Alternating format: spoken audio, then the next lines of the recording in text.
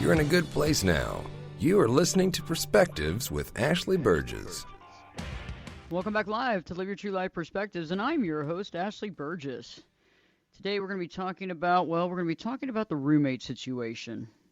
We're going to be talking about marriage. And when did the marriage become a roommate situation? I know that many of us are feeling it, and I know that going through the situation that just took place in 2020, it put a lot of, it made things kind of crystal clear for some folks. And so right now we're going to really talk about this. We're going to go back in and talk about marriage, relationships, how things changed, things to consider in the situation, different things that we can actually consider, different points of interest that we can garnish some information from, some knowledge base. We're also going to talk about the beginning of the relationship, how to make that assessment, as well as some awkward moments that we find ourselves in when we're dealing with a situation where it's almost like two ships passing in the night when it comes to a marriage. And, for all of you out there who are married, you know that it's work. I mean, marriage is fun. Marriage can be exciting. We enter into a marriage and, things are great. In the very beginning, there's romance. We're trying to create a family dynamic, and we enjoy that and we create that. And then things can shift and change. And so we're looking to find, exactly when did that shift and change. And I want to really start, I think, in the beginning right now, because I think that right now, more than ever, we need to be able to look at the situation honestly from the beginning. And so first off, let's talk about the beginning of the relationship. Let's talk about that. Because I find that when I'm working with some folks, in my coaching practice, I find that most folks talk about, there was some really great things in the very beginning, and the marriage was really working, and we felt this way, and all this was going on. And it's interesting how one spouse will feel like something was working more than the other. And I find that interesting because the way that we remember the past can be very different between two different people. And so if we look back honestly, pushing the romance back, pushing the whirlwind back, pushing the marriage, all that stuff back, and actually looking at it for what it is, let's look and see what is it that we had in the very beginning of the relationship. And I've done some videos on YouTube on this, and you can find them. You just go to YouTube, go to Ashley Burgess, ASHLEY BERGES, and you can find my channel. And, this applies to other relationships too. You don't have to be married. I mean, we can be in a relationship for a period of time where things shift and change. And I found that, first off, we have to look back at the honest assessment going back to the beginning. How was the relationship in the very beginning? How was the communication? Okay, how do we communicate? Because that's one of the telltale signs of the communication, right? Communication breakdown. Was there ever real communication? And that's the question. Was there real communication? Did the communication exist? Were you able to express your emotions in the beginning of the relationship? Were your emotions valid or validated in the relationship? And that's something I really want you to think about, because these are deep questions. And this can apply to any relationship. This can apply right here. This little part right here can apply to even friendships. Were your emotions validated? When you look at the very beginning of the relationship, were you able to communicate with them and they could understand you or accept what you're trying to say? Or was it more like they were talking over you, or they were trying to mirror you? Or if you said that you had an issue or you were going through something, they would sit there and talk about how they're going through something worse than you are? Or would they try to mimic you? Or would they actually listen? Or would they shut down completely, silent treatment you, and kind of shut down because they believe that you were attacking them? So there's different levels of things that we're looking at. So how was the communication in the beginning? Because I find that sometimes in the beginning of a relationship, because it's so new, we overlook some of the flags. We overlook some of the things that might have needed to be looked at back then, right? Let's look at the romance. So let's look at the physical romance, the physical relationship, the chemistry in the relationship. How was the chemistry in the relationship in the very beginning? How was that? Was it really on point? Did you feel like you really connected? I mean, because these are questions to ask. Questions to ask to see, were we really connected in a romantic relationship? Were we really connected physically? And I just did a video on the 5 love languages. And in the 5 love languages, we have everything from acts of service to quality time to physical touch. And, if physical touch is something that's very important to you, and you're not getting physical touch in the relationship, this is something that has to be talked about. And I find that we look back in the beginning of a relationship with great nostalgia. We look back at it with a different pair of eyes, and sometimes we see things clearly because sometimes things have clearly shifted. But sometimes things have really just continued to go the same direction. It's just been over a period of time that we've had these changes. I also realized, too, is that the ability to have laughter and connection is important. Are you able, in the very beginning, were you able to laugh? Were you able to have fun? Were you able to cut up? Were you able to have those inside jokes? Those types of things are very interesting. And does it exist now?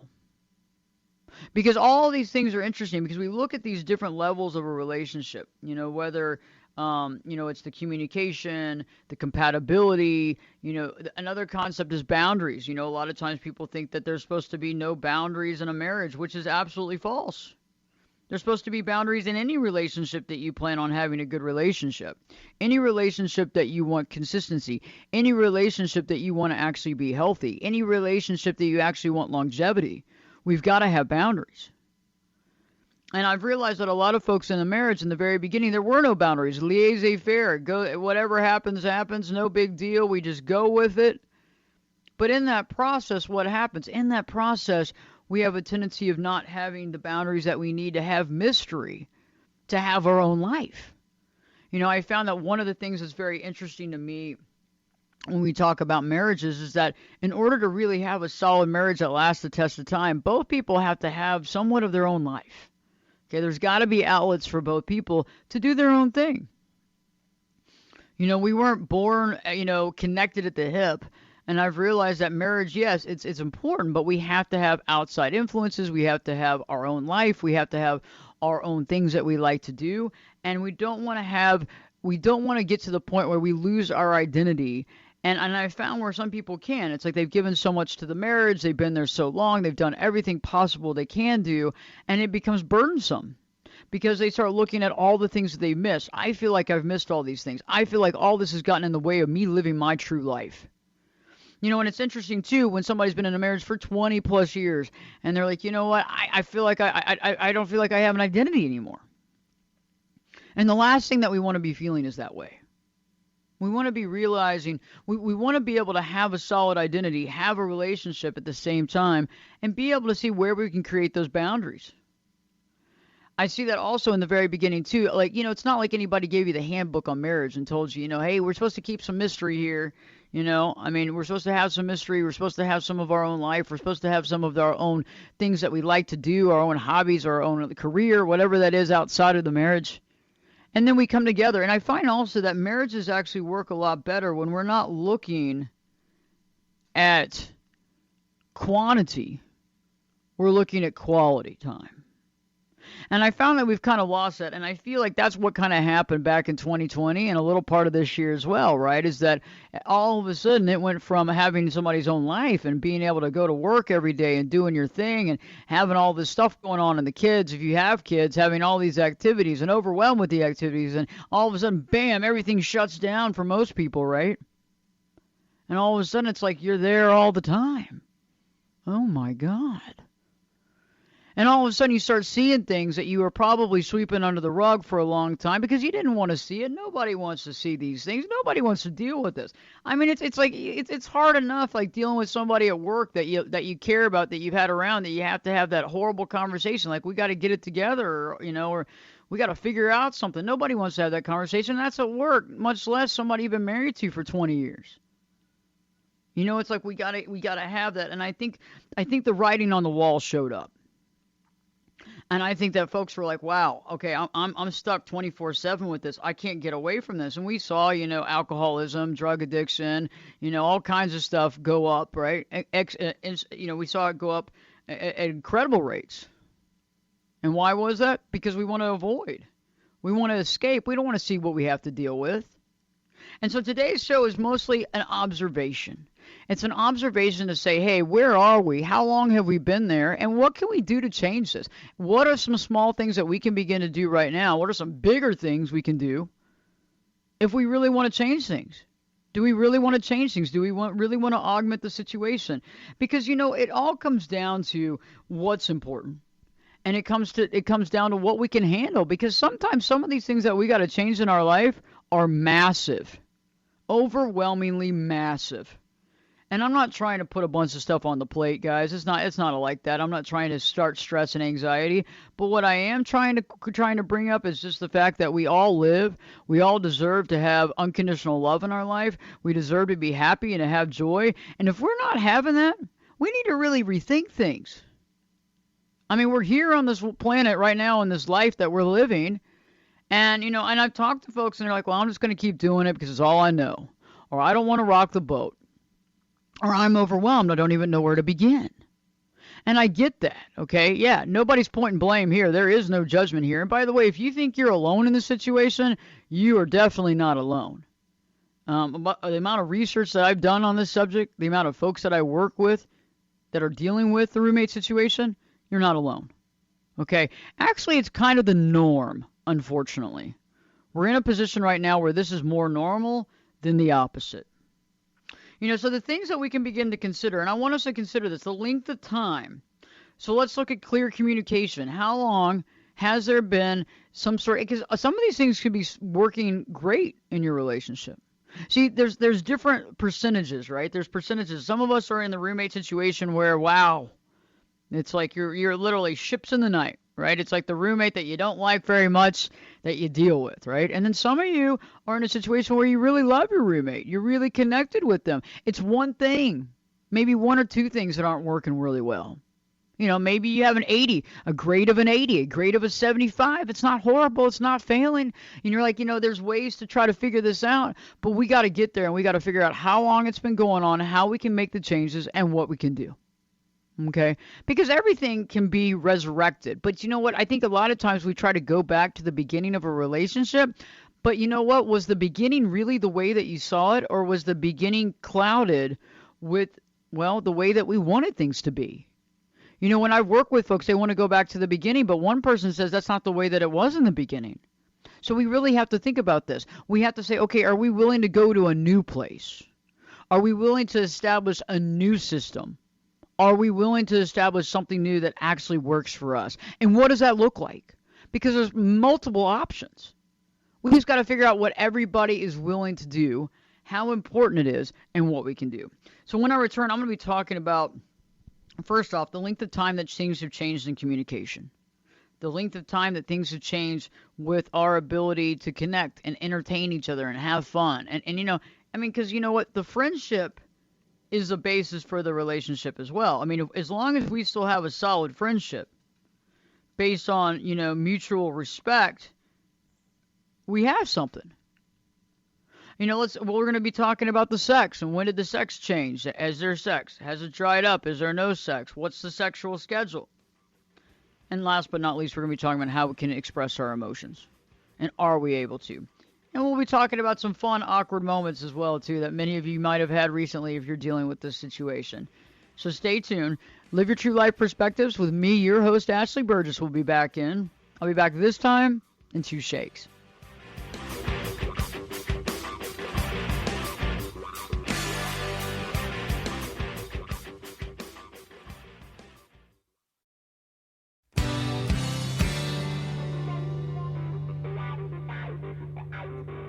Get in here. You're listening to Perspectives with Ashley Burgess. Welcome back live to Live Your True Life Perspectives, and I'm your host, Ashley Burgess. On today's show, I've been talking about the roommate situation, marriage, and how it can turn into this. It's interesting because right before the break, I was talking that I would connect on the communication concept. Being able to communicate is key. And communication, there's multiple things that can get in the way of our communication, right? First off, the way we were raised in our programming and how we dealt with certain things. Literally, unless we've worked on that and basically worked to deprogram ourselves, we bring it into the relationship, right? So all that stuff that we brought in from childhood that probably didn't work out at all and wasn't that good and definitely wasn't healthy, well, it's in the marriage, right? So we got that to contend with. Perhaps you've been doing some research and you've been dealing with someone that might show some signs of NPD, narcissism, or something else, or another type of cluster B that's getting to the point where you feel like you cannot communicate. It feels like you aren't heard. If you're not dealing with that, but it just feels like there's like almost two ships in the night where you feel like you can't communicate your emotions or your feelings, or you feel as though when you try to communicate your emotions or feelings, you're shut down, you're made fun of, or you're basically shut out. And these are the things that can be very, troublesome because there's a lot of different layers, right? We have the first off, we're trying to work with a marriage, work with a relationship that we've had for a long time. It's like an old friendship, right? It's like you want to try to figure out how to salvage it and how to make it work. The other thing, though, is like, how do we have those connections? How do we end up bridge the communication breakdown? Because first off, we can't bridge anything else until we have the bridging of the communication. We can't bridge or mend any type of issues in the bedroom until we mend communication, right? You can't sit there and just be like, hey, we haven't had sex in a month. What the heck is going on here? I mean, yeah, that's not going to go very far. Especially if you have someone that's avoiding it, especially if you have someone that's putting boundaries up around it. Perhaps they're saying that they don't feel well, or they're not in a good mood, they're not in a good place, or they've gained too much weight, or they have a back problem, or whatever the issue is, or whatever they're saying is the reason why they can't. That's some of that could be real, but some of that could also be a way of putting distance between the situation and not having to deal with it. And so in order to really connect the dots with that, or being able to connect the dots with the fact that, hey, we don't really have that much fun anymore. We can't just open the line of communication and be like, hey, this sucks. We have no fun in this relationship anymore. We've got to figure out a way to step back and say, how do I honestly communicate my feelings? And how can we be in a position where we can have somebody, or sometimes we have to have a mediator. That's what I do a lot of times with clients is I'm that mediator. I'm that person that literally asks the questions that needed to be asked in a safe environment so both people can communicate. Because, quite honestly, left to our own devices, we're going to go back into the old programming. We're going to go back into the silent treatment. We're going to go back into the avoidance. And many of you want to avoid, right? We want to avoid the situation. We want to avoid conflict. I mean, how many of you out there listening right now are like, I want to avoid conflict at all costs. I just can't stand conflict. If you look back at how much you hate conflict, you look back at it as a child, right? Probably mom and dad argued all the time, like cats and dogs, fighting. Not that cats and dogs all fight. I've seen cats and dogs live in the same household and be very happy. But, the thing is that when we've seen that, we try to avoid it, right? So we become the person that's just like, I'm going to avoid it at all costs, even though I'm uncomfortable, even though I'm unhappy. Many of you are burying yourself back into work. Like, finally, you're like, oh, my gosh, you should have had a party for yourself being able to go back to the office. Like, yes, you were that one person that was like, no, I will not work from home. I'm going to let someone else do that needs that more than I do. I'm going to definitely show up every day. I'll be there 7 days a week. Yeah, because we want to avoid it. We want to get into the work. We want to get into something that we can, control to some degree. We want to be able to control something. And that's what I want to talk about, is that we need to sit there and say, how much am I avoiding the situation? And how much of my avoidance is causing pain, is causing me pain. And you know what? In turn, you see, we sit there and say, well, I don't know if I want to bring it up because I don't want to hurt the other person. But don't you think that if they are aware to some degree of themselves, that they feel some of it, right? They have some idea of it. And so that's what we want to talk about. That's what we're going to look at today later on here in the hour. Also, Dan Nelson's going to be here later on in the hour as well, so stay tuned. I'm also going to be talking about some funny, awkward moments. If you've been there, you'll know what I'm talking about because it's interesting. You'll laugh about that. We got to have a laugh. So stay tuned. Live Your True Life Perspectives with your host, me, Ashley Burgess, will be back in. Be back this time, 2 shakes.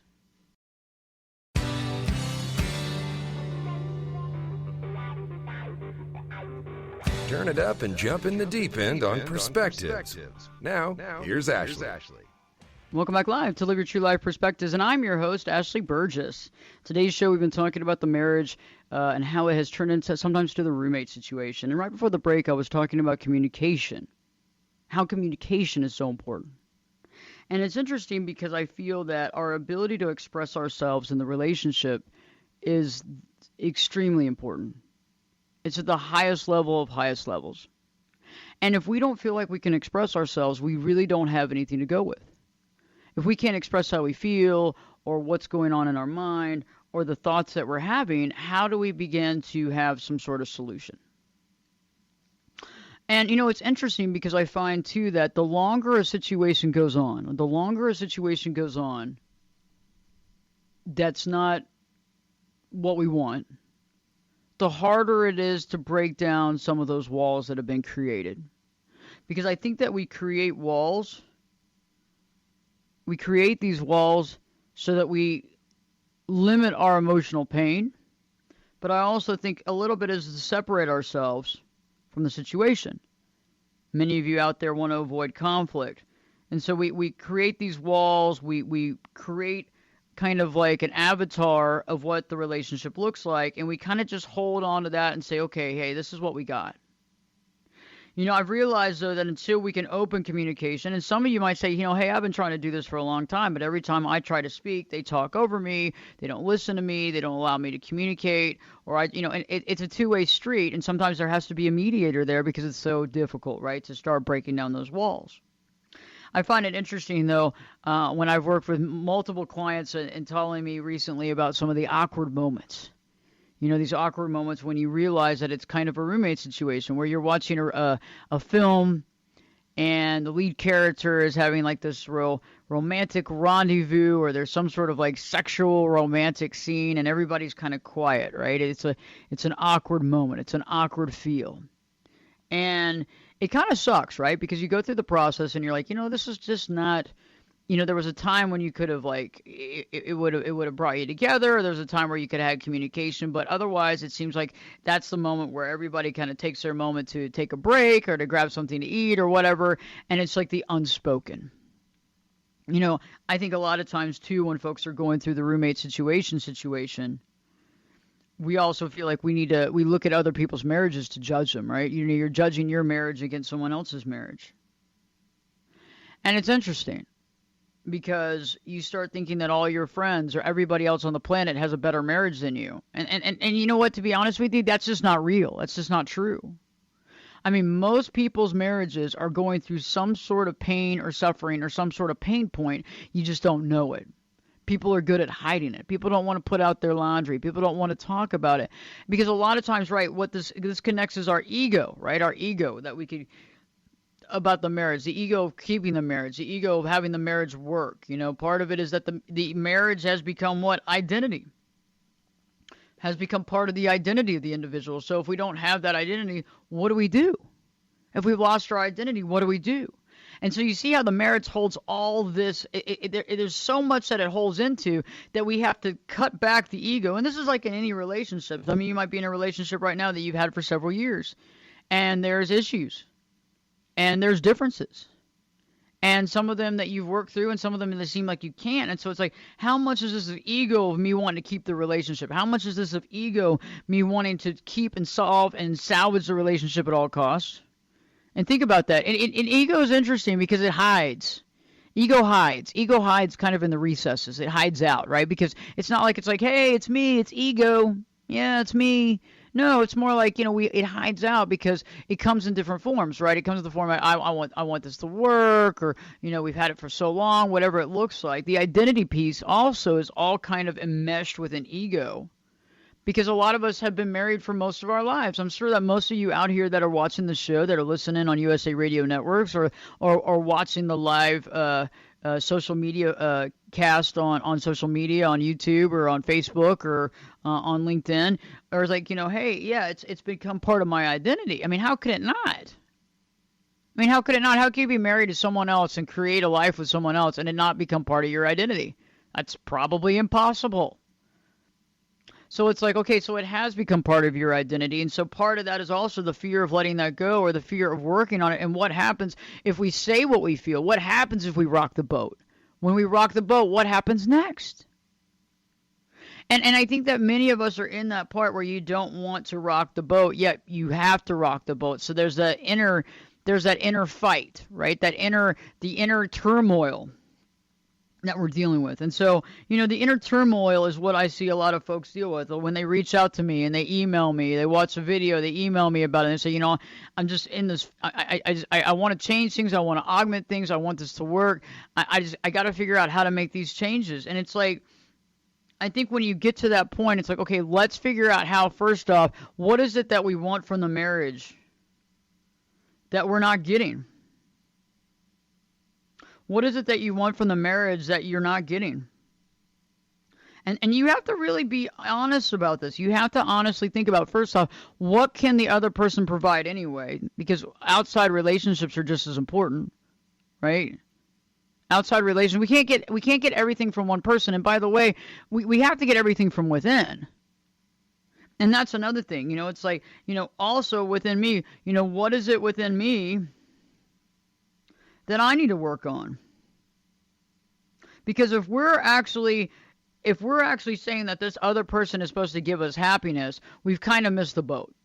Because we're actually supposed to supply ourself with happiness to some degree, right? We're supposed to supply ourselves with the belief system. We're supposed to supply ourselves with some unconditional love. And if we're not doing that, we're coming into the relationship as a half a person. And we can't expect the other person to help us create that other half of ourselves, right? That's just not going to work.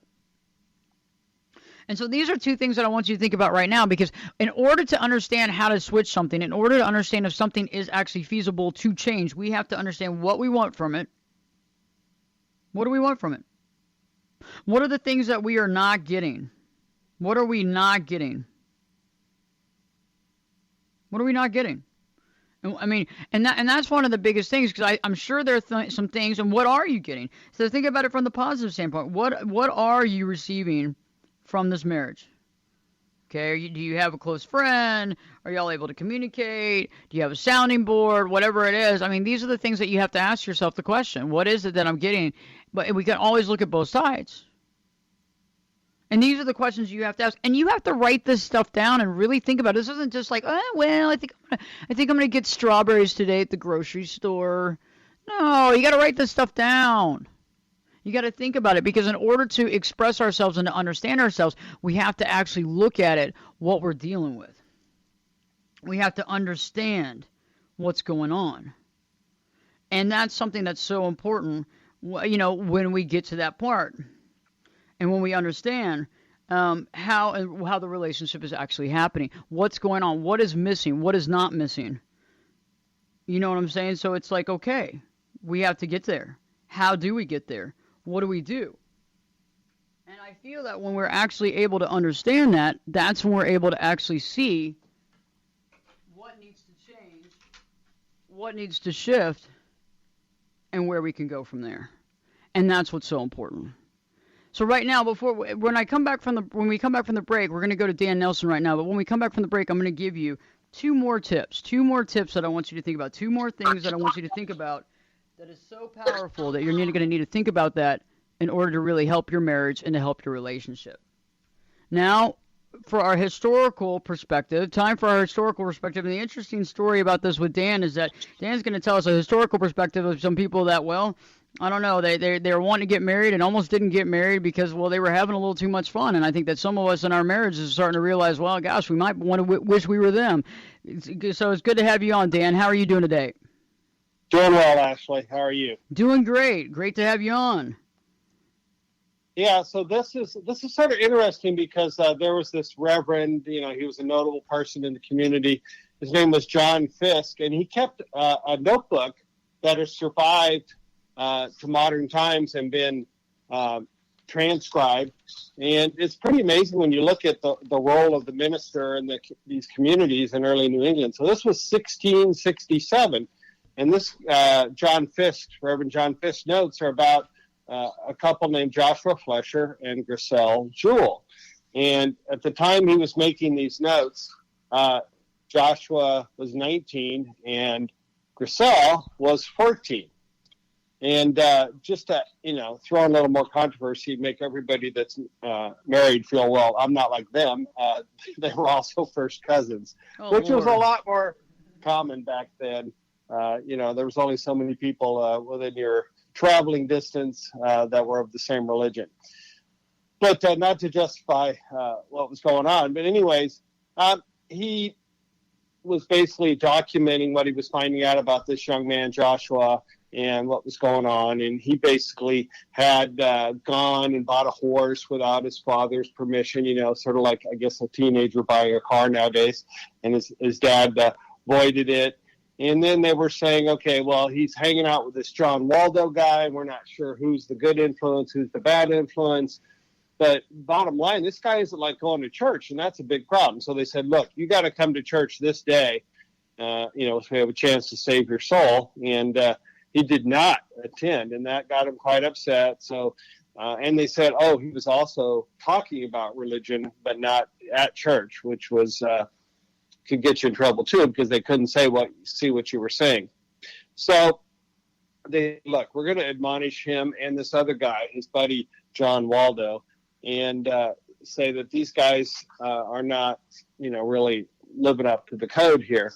And so they said, well, before we admonish him and basically dismiss him from the church, censure him, we want you to do a further investigation. So they did one, and they said, okay, here's what we found out. Every time we interviewed him, he got a little stiffer and, sort of didn't respond in terms of how we wanted in terms of these charges that were made. And so here's what they sort of found out about Joshua. First of all, with his 14-year-old cousin, he was pretending to make love to her as though he was his wife while in a single estate being married. And then second, he promised that he made love to her, or he might lawfully do so. So he's sort of teasing the church, saying, I might do that, I might not. And, why would anybody really care was sort of his point. And they were saying, well, that would be not, sober, modest, civil behavior, and certainly scandalous. And then they're saying he did make love to her and got her entangled in her affections toward him without the consent or knowledge of her immediate guardians, which were her parents and, of course, the government. I'm not sure if their parents had been, it's sort of like saying that if the parents had said, hey, it's cool, go with your 14-year-old cousin, then it had been okay. But he didn't get that permission. And so then they said it was even worse what he did, because he was doing this in the dead of the night. And people wouldn't be doing things in the dead of the night unless they were basically trying to be sneaky. And so he was doing it because it was some sort of act of lewdness and dishonesty. Otherwise, in bright daylight. And then he talks about the place this happened. He says her bedchamber, when she was either in or upon her bed, and it was an act of shameless impudence contrary to the exhortation. And then goes on to say that he would be with her for several hours from 11, 12, or 1 at night in the morning. And that this would happen in the winter, and when they had to use fire to heat the house, and somehow that was important to note in these notes. And how he got into the house is he climbed up the house and entered through a window. So he was very destined in his mind to end up there. And so then one time he took his buddy John Waldo with him, which I'm not sure what that was all about, but they basically said it was to corrupt him and make them like himself, living in shameless wickedness. So that too got him into trouble for doing that. So they kept, sort of staying on him, and he would not reform, would not, repent and say what I've done here is wrong. So they decided that they should vote and decide whether he should be able to stay in the church or not. And the amazing thing is there's no record of legal issues with this, just the church having issues. But they were sort of the law of the day when it came to moral things. And they voted him guilty of not, basically listening to them and doing what they said he should do. And so he was excommunicated. And when you were excommunicated from your church, a lot of these New England communities were founded around a certain religion. They weren't, it may have been religious freedom, but that's like for everywhere, not where we are. They're a little picky about it.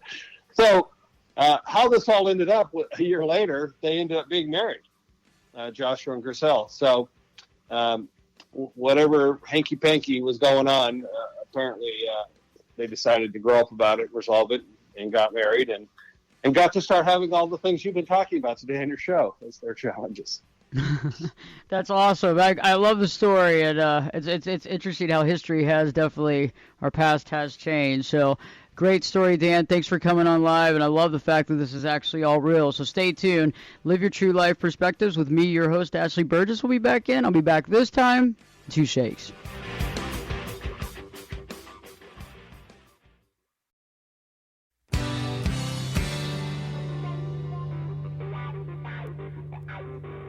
This is Jake Busey, and you're listening to Perspectives with Ashley Burgess.